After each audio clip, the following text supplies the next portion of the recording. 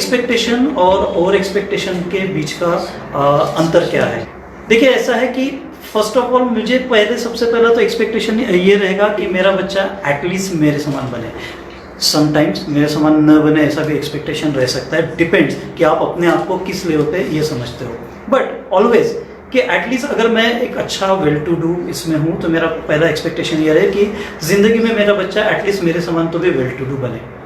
दूसरा और immediate expectation है मुझसे बेहतर और मुझसे बढ़कर बने। अब बेहतर और बढ़कर की जहाँ पे बात आती है ना, उससे कोई लिमिट नहीं है, क्योंकि बेहतर और बढ़कर इनको शब्दों में हम कैसे बांधें, इसकी कोई मर्यादा ही नहीं है। ये सिर्फ पढ़ाई और मार्क्स से रिलेटेड नहीं है, तो इन एवरीथिंग, सभी चीज़ों में, उनके हॉबीज़ है, उनके कुछ स्पेशल टैलेंट्स है, सभी से रिलेटेड है। तो हमें अगर क्रिकेट है तो हमें बच्चों को सचिन तेंदुलकर बनाना है, अगर वो सिंगर है तो हमें उसे श्रेया घोषाल बनाना है। So these are all the expectation besides the fact कि सच में उसकी उतनी तैयारी है या नहीं है। तो अगर मैं ओवर एक्सपेक्टेशन की जगह ये एक्सपेक्टेशन लोगों को रखूँ कि आपको अगर ये पसंद है, आपका अगर इंटरेस्ट है, तो let's start with that and let's see हम कहाँ तक के जा सकते हैं। जितनी मंजिल आप पा सकते हो, that is the thing that you worth. आपको जितना वर्थ करता है उतना मिलेगा।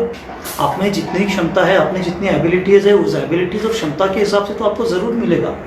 लेकिन एज ए पेरेंट मैं इस एबिलिटी और क्षमता को नज़रअंदाज कर देता हूँ और मैं चाहता हूँ कि मेरा बच्चा सचिन तेंदुलकर बने, या मेरा बच्चा किसी स्पोर्ट्स का सबसे हायर जिसने अचीव किया है वो अचीवमेंट अचीव करे।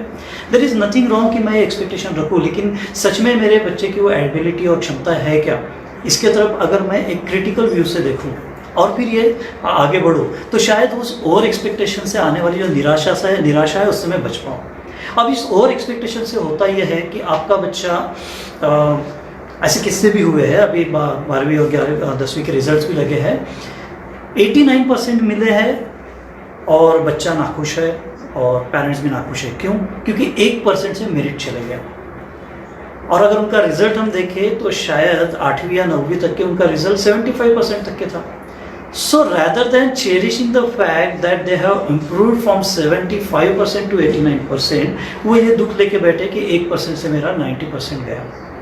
एक्सपेक्टेशन ज़रूर था, अच्छा था, लेकिन अगर मैंने कुछ अचीव किया तो उसे एंजॉय तो करो यार। It's not that it's for you only, and it's not that कि ये शायद उसकी ज़िंदगी की अंतिम एग्ज़ाम है, तो परफॉर्मेंस करने के तो आगे भी चांस है। सो अभी ही मैंने इतने ओवर एक्सपेक्टेशन लगा लिए और उस ओवर एक्सपेक्टेशन की निराशा में मैं बैठ गया, तो उस बच्चे का आगे क्या होगा? वो तो अपना कॉन्फिडेंस खो देगा कि 1% से नहीं आने से मैं इतना किया तो भाई मेरी तो ज़िंदगी खराब होगी, मैं तो कुछ भी वर्थ नहीं करता। तो ये फीलिंग हम ही पैदा कर रहे होंगे हमारे ओवर एक्सपेक्टेशन के कारण।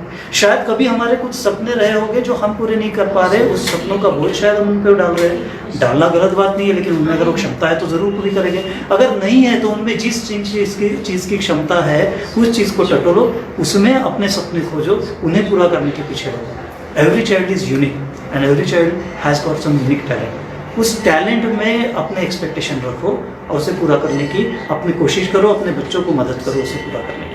तो मैं समझता हूँ कि शायद यही एक्सपेक्टेशन और ओवर एक्सपेक्टेशन के बीच का फ़र्क है।